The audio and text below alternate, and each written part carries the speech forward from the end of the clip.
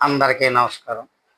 June 29 ఏరువాక పూర్ణిమ వృషభ పూజ సందర్భంగా శ్రీ జంధ్యాల శరత్ బాబు గారికి కృతజ్ఞతలతో శ్రావణం, భాద్రపదం మన హిందూ సంప్రదాయంలో ఇవి విశిష్టం. పండుగ మాసాలుగా వీటికి ప్రసిద్ధి. వర్ష ఋతువులో ఆరంభమయ్యే శ్రావణంలో వర్షాలు బాగా కురిసి పంటలు మెండుగా పండాలని అందరూ ఆశిస్తారు. దుక్కి దున్ని ప్రారంభించింది మొదలు వ్యవసాయదారుల ఆశలన్నీ వానలపైనే. అందున జ్యేష్ఠ శుద్ధ పౌర్ణమిన కర్షకులకు ఎంతెంతో హర్షం. అందుకే ఈసారి జూన్ 29వ తేదీన వచ్చే ఏరువాక పున్నమిన ప్రతి వారికి పర్వదిన ఉత్సాహం. పొలం దున్నడానికి శుభకర నక్షత్రం జ్యేష్ఠ కూడి ఉండే చంద్రుడి పర్వదినం పౌర్ణమి. ఫలప్రదాయక అన్ని ఓషధులకి అధిపతి చంద్రుడే కదా. పున్నమి రేడు ఓషధి ఎంతగా ఉంటే అంతగా ఫల సమృద్ధి. ఈ కారణంగానే ఏరువాక పున్నమికి ఆధ్యాత్మికంగాను ఇంతటి ప్రత్యేకత. క్షేత్రపాలకుడి పట్ల అపార భక్తి, తత్పరత. వ్యావసాయిక మంత్ర పఠనం ఎప్పటి నుంచో ఉందని ఋగ్వేదం చెప్తోంది. యజ్ఞ ప్రాధాన్యం ఉందని విష్ణు పురాణం వర్ణిస్తోంది. అధర్వవేద ప్రకారం ఈ రైతు ఉత్సవం వర్ధిల్లుతుండేది. జైమినీ పరంగా కూడా పండుగ ప్రస్తావన కనిపిస్తుంది. బృహత్ సంహితలో పరాశర విరచితంగా ఉంది. కృషి పరాశరం. కృషివరుడు అంటే రైతే కదా. ముఖ్యంగా తెలుగునాట అరక, మడక, ఏరు, మేడి వంటి పదాలు పొలంతో రైతు బాంధవ్యాన్ని తెలియజేస్తుంటాయి. దున్నే నేలను బట్టి ఆకార సాధనాల రీత్యా విశేషణాలు అనేకం. నాగళ్ళు పలు విధాలుగా ఉంటాయి. మెట్ట, దబ్బ, బురద, తోకనాగలి వంటివి. శరగపారను కర్రతో కలిపే ఇనుపు కాడ మన కళ్ళ ముందు కదులుతుంది. సహజంగా హలపూర్ణిమ, కృషి పూర్ణిమగా కూడా దీన్ని పిలుస్తుంటారు కొందరు. హలకర్మ అంటే నాగలి పూజ, భూమి పూజ, మేధిని ఆరాధన అంటుంటాం. మరొక ప్రత్యేకత వృషభ సౌభాగ్యం, వ్యవసాయ పశు సంపదను పూజించుకోవటం. మన దేశంలోని కొన్ని ప్రాంతాల్లో వృషభ యజ్ఞంగా పిలిచేవారు. ఎడ్లను పూజించి శ్రద్ధాశక్తిని కనపరచడం అన్నమాట. ఏరువాక పున్నమి శుభవేళ ఎడ్లకు ప్రత్యేకంగా స్నానం చేయిస్తారు. నాగళ్ళు, ఇతర పరికరాలను పూజిస్తారు. కొబ్బరికాయలు కొట్టి సమర్పిస్తారు. జోరుగా బండ్ల మీద ముందుకు సాగుతారు.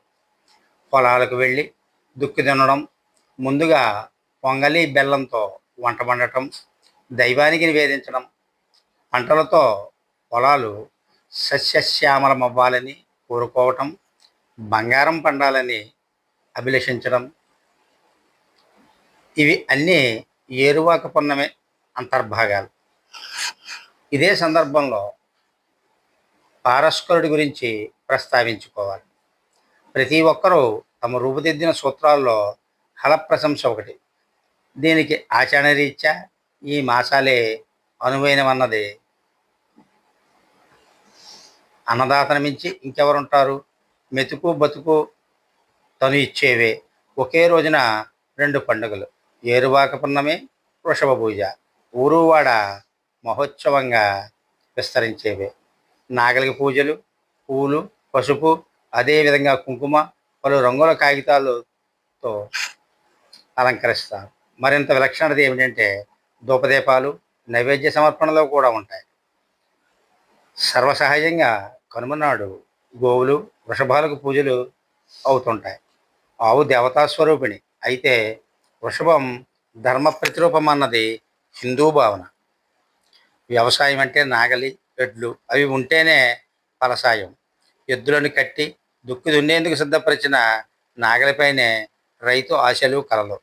అన్ని భూక్షేత్రంలో నాగలను కదిలించడానికి ముందుగానే భూమి పూజ, అది పున్నమి నేల మెత్తబడింది అనేందుకు ఆధారం.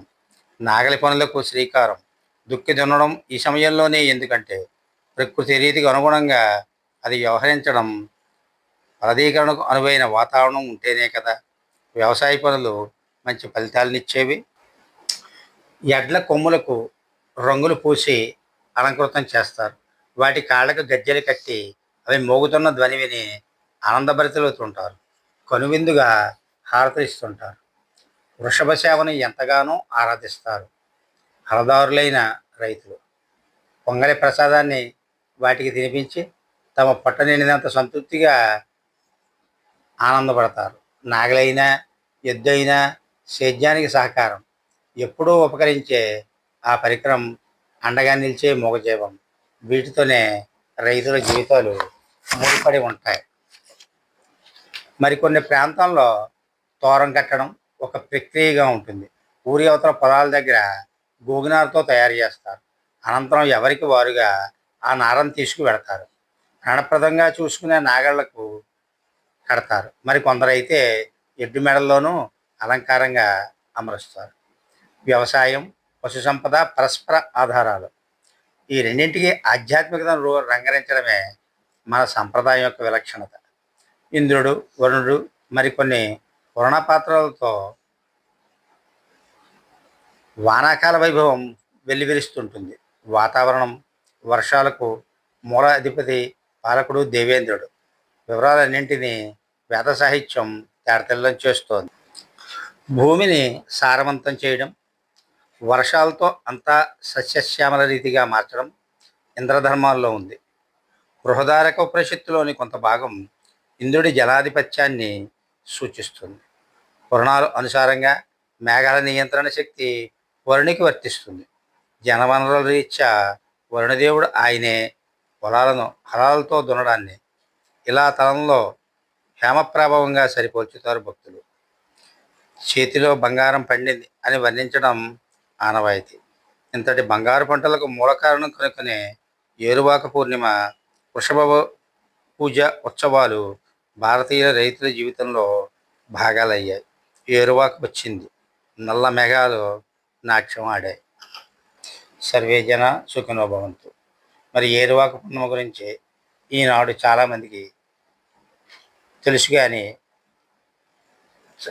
అది వివరంగా చెప్పలేకపోతున్నారు. మరి ఈ విషయాన్ని చాలా వివరంగా ఇందులో చెప్పడం జరిగింది. ఈ వీడియో కానీ మీకు నచ్చినట్లయితే షేర్ చేసి, లైక్ చేసి, సబ్స్క్రైబ్ చేయవలసిందిగా కోరుతున్నాను.